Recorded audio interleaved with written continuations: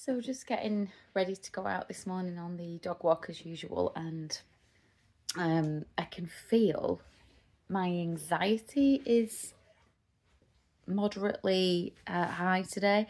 So it got me thinking, because obviously I work with people with anxiety, stress, overwhelm, and I want to help as many people as possible to see why what I do can help, and also educate people maybe who don't have anxiety as to what that looks and feels like, because it's different for everyone. For me, this morning, if I didn't have the awareness, having done a little bit of a think about what's triggered it, I could just have thought I've just woken up with anxiety this morning. It's like the panic, the tight chest, the kind of wobbliness. And if I can, the dog's scratching his ears and I'm trying to stop him, and he scratched my leg instead. I thought, what does it feel like if I was going to explain it to someone that doesn't have it? If you've ever had a panic where it feels like I'm going to be late for something, so I'm running late for an exam, and I've literally got like 5 minutes to get ready and get out the house, but I've got too much to do so that I'm not going to make it. Like, that 5 minutes is not going to be enough. That's not the case this morning. I don't have an exam, and actually, weirdly enough, today I'm not really in a rush. I've got some work that I want to do after the dog walk, and I want to make a homemade soup for lunch. That is, like, don't have to make it, but I want to make it. It's literally the day where it doesn't fit that I feel like this, so it's an interesting one, isn't it, to talk about. What I probably would have done in the past, and it's easy to do this, is to start doing self-talk that is reaffirming of that anxiousness, anxiety, personality, and to give yourself that label and to say, I am anxious, or I am an anxious person. Instead of, giving yourself that label and identifying with the condition or the feeling or the emotion, it's more helpful to label it as something more temporary, like any emotion or feeling. Oh, I'm feeling anxiety in this moment. I'm having an anxious thought. With working with yoga and yoga therapy, we don't necessarily need to dig into why it's there. It's not as important why. It's more like what does it feel like. I do have an idea of why it occurred this morning, but it's not as important. To me, it has triggered an old pattern of fear of being late this morning, and it wasn't about me. It was about my son just getting up a few minutes late, I think. And it was fine, he wasn't late anyway, but I think that's perhaps why it was triggered. But as I say, it's not as important why as what, that you start to identify what you're feeling. And I recognise that it was that feeling of rushing. I was rushing, I was starting to kind of like rush around, and it was starting to increase that feeling of panic. So what we could do is mistakenly lean into that and just begin rushing, because that's how it's feeling in our bodies. So if you just continue to rush and to do things quickly, even though there's not really any need, you're increasing the spiral of panic, rush, anxiety, fear.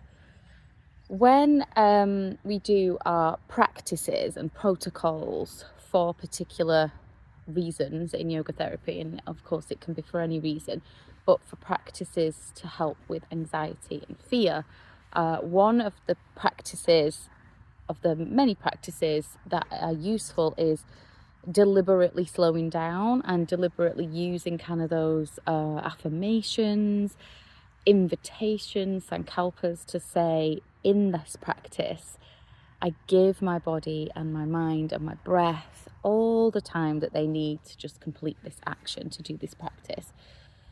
One of my teachers from the Mohan's sayings is we must practice on our good days so that it's there for us on our bad days, which I love. We sometimes just expect, when we've picked up a tidbit from yoga, like someone picks up that breathing is useful for anxiety, which of course it is. But if you just start to do some deep breathing when you're in that state and you've never done it in a good state, you know, it's really difficult for your body to kind of know where it's heading and know what it even feels like. You know, if you're constantly wired, what does it even feel like to feel calm and relaxed? It doesn't have that experience. And some people's, even if you go to yoga practice, sometimes even the yoga is quick. So you don't even have it then a lot of the time, you know, if it's a fast flow and things like that. So deliberately doing slow and steady practices, doesn't have to be long, just like 10-15 minutes or so regularly, gives your body something to hang on to so that it understands what you're asking it to do when you want to deploy it in that situation. So inside the membership that I've created, Held, it's a beautiful space which has many of these little practices, yoga snacks, not only for anxiety, but of course also for other things like back pain, hip pain, strengthening practices, because people with a tendency to have anxiety or struggle with stress also have normal human bodily issues like hip pain, back pain, shoulder pain, you know, struggles, menopause, all of that stuff. So they're all in there as well. And if there's something that's not in there, if I'm working with a client in Held support where you get a one-to-one or 2 one-to-ones with me each month, and the practice isn't there, the beauty of these smaller memberships is I will just create it. I'll create what you need and load it up into the membership space. So then it's there as a resource for everyone, because if it's useful for you, no doubt it's useful for someone else. So these practices are personalised. And even things like this, like out for your walk in the morning, you know, or whenever you do it.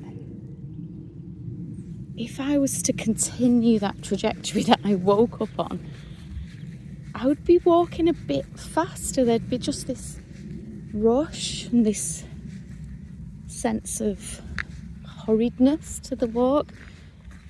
And when you do these little practices and you realise that you need to unwind a particular pattern, and you make the subconscious or the samskara, you make it conscious, you become aware of it, you can then work on the opposite.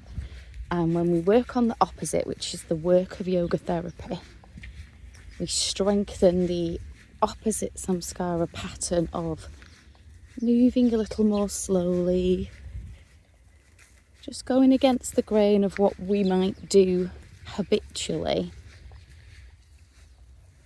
That pattern becomes stronger. The other one, the unhelpful one, becomes weaker. So we're not stuck with I am an anxious person at all. We can affect a good amount of change, but it is not quick. It's not a quick fix.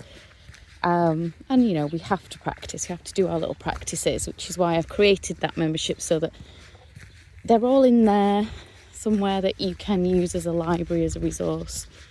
So in Held Together, there's the videos, the yoga practices, the opportunity to meet with other like-minded people. And in Held Foundations, it's the audio version, so you have the meditations, some trainings, and in Held Support you have me.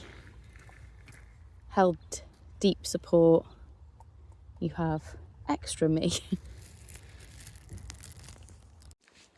So I hope that makes sense. I know it's often difficult to describe what yoga therapy is and how it differs from a traditional just group class, yoga class. So I thought with a real life example this morning of how I've kind of used the practice and the tools to remember what it feels like to slow down, because I'm feeling like doing the opposite this morning, I thought I'd share.